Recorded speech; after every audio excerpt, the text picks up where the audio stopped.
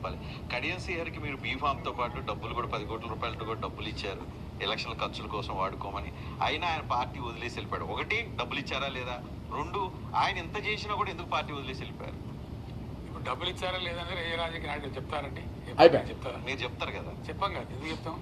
మీరు బోల్డ్ కదా. ఇది చాలా పొలిటికల్ వ్యవహారం అంటేనా అంటే ఏ ఎన్నికలైనా సరే ఇప్పుడు కేసీఆర్ గారు డబ్బులు ఇవ్వలేదా, ప్రతి ఎమ్మెల్యే టికెట్ తీసుకున్నారు అది కదా. అంటే అది ఎవరు చెప్పలేరు కదా, ప్రతి ఒక్కరికి వచ్చింది కదా, చెప్పలేరు. ఆయన ఏమన్నాడు? ఇవ్వలేదా అనలే. ఓకే, ఆ సమయానికి ఇవ్వకపోతే ఇవ్వలేదా అంటాడు, లే ఇవ్వలేదు అంటాడు. కానీ ఆ సమయానికి ఇచ్చిండు కాబట్టి పొలిటికల్గా మేము చెప్పలేము కదా అన్నాడు. అంటే సర్టిఫికెట్ అదే, అంతేనా?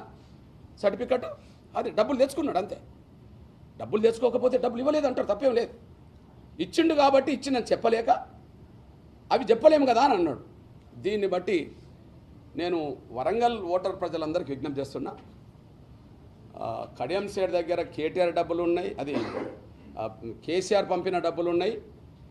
బ్రోకరిజం చేసి సంపాదిస్తున్న, ముఖ్యమంత్రి హోదాలో బ్రోకరిజం చేసి సంపాదిస్తున్న రేవంత్ రెడ్డి దగ్గర కూడా డబ్బులు ఉన్నాయి. ఇప్పటికే 100 కోట్ల రూపాయలు పెట్టైనా గెలిపించుకోవాలి కూతురునని చెప్పి 100 కోట్ల రూపాయలు పెట్టైనా సరే గెలిపించుకోవాలని చెప్పి ఒక ప్రచారం జరుగుతుంది. దయచేసి నేను ఓటర్లకు నేను విజ్ఞప్తి చేస్తున్నా, 5,000 ఇచ్చినా 5,000 ఓటర్కి ఇచ్చి ఓట్లు వేసుకుంటామని చెప్పి వాళ్ళు అనుకుంటారు. ఒక్కొక్క ఓటుకు 5,000 ఇచ్చేయని సరే తన కూతుర్ని గెలిపించుకుంటామని చెప్పి అంటున్నారు. ఎందుకంటే 2 రకాల డబ్బులు వచ్చినాయి. బహుశా ఏ పార్టీ అభ్యర్థికైనా ఆ పార్టీ డబ్బులు కొంత వస్తాయని అంటారు, కానీ కడియం శ్రీహరికి మాత్రం 2 రకాల డబ్బులు వచ్చినాయి. ఎందుకంటే 2 టికెట్ తెచ్చుకున్న మహానీయుడు అతను. వరంగల్ పరువు ప్రతిష్టలను చాలా ప్రపంచ స్థాయిలో చాలా గొప్పగా పెంచిండు అతను.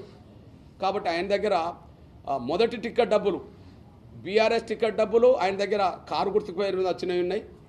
అదే సమయంలో ఇప్పుడు చేయి గుర్తు మీద ఇప్పుడు రేవంత్ రెడ్డి అనే ఒక బ్రోకర్ ఇచ్చే డబ్బులు కూడా ఉన్నాయి. కనుక 2 రకాలుగా డబ్బులు కలిసి ఆయన అక్రమ సంపాదన డబ్బులు కలిస్తే 100 కోట్ల రూపాయలు ఖర్చు పెట్టైనా తన కూతురుకి ఇంకో 40 ఏళ్ళ రాజకీయ జీవితం ఇవ్వాలని కుట్ర చేస్తున్నాడు.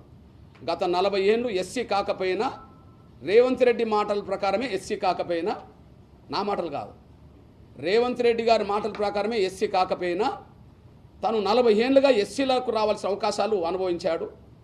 ఇప్పుడు మళ్ళీ తన కూతురుకు మరో 40 ఏళ్ళు రాజకీయ జీవితం ఇవ్వడం కోసం 100 కోట్ల రూపాయలు ఖర్చు పెట్టడానికైనా సిద్ధపడుతున్నారని ప్రచారం జరుగుతుంది.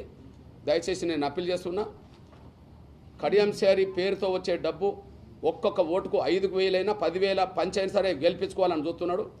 కాబట్టి ఆయన దగ్గర 3 రకాల డబ్బులు ఉన్నాయి. ఒకటి